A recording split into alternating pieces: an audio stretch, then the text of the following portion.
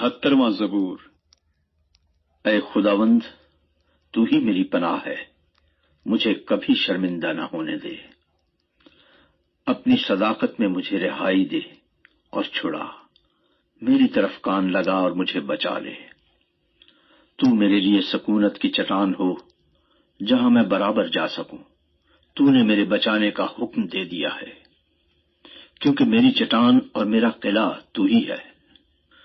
اے میرے خدا، مجھے شریر کے ہاتھ سے، ناراست اور بے درد آدمی کے ہاتھ سے چھڑا، کیونکہ اے خداوند خدا، تو ہی میری امید ہے۔ لڑکپن سے میرا توکل تجھ ہی پر ہے۔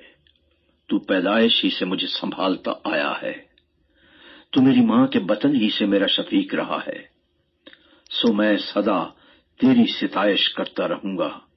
میں بہتوں کے لیے حیرت کا باعث ہوں، لیکن تو میری محکم پناہ گاہ ہے۔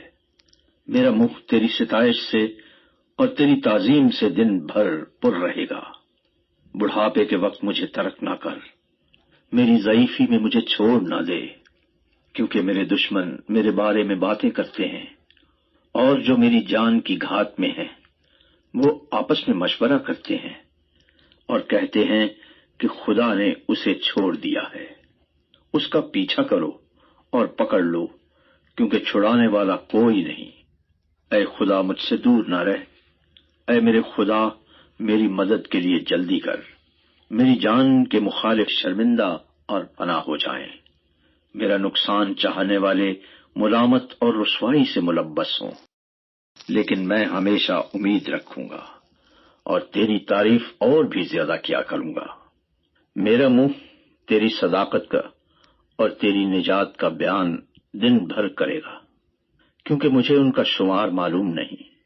میں خداوند خدا کی قدرت کے کاموں کا اظہار کروں گا، میں صرف تیری ہی صداقت کا ذکر کروں گا۔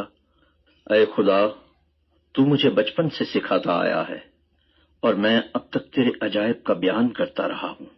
اے خدا، جب میں بڈھا اور سرسفید ہو جاؤں تو مجھے ترک نہ کرنا، جب تک کہ میں تیری قدرت آئندہ پشت پر اور تیرا زور ہر آنے والے پر ظاہر نہ کر دوں۔ اے خدا، تیری صداقت بھی بہت بلند ہے۔ اے خدا، تیری مانند کون ہے جس نے بڑے بڑے کام کیے ہیں، جس نے ہم کو بہت اور سخت تکلیفیں دکھائی ہیں، پھر ہم کو زندہ کرے گا اور زمین کے اسفل سے ہمیں پھر اوپر لے آئے گا۔ تو میری عظمت کو بڑھا اور پھر کر مجھے تسلی دے۔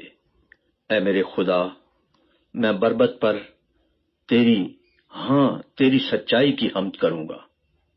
اے اسرائیل کے قدوس، میں ستار کے ساتھ تیری مدح سرائی کروں گا۔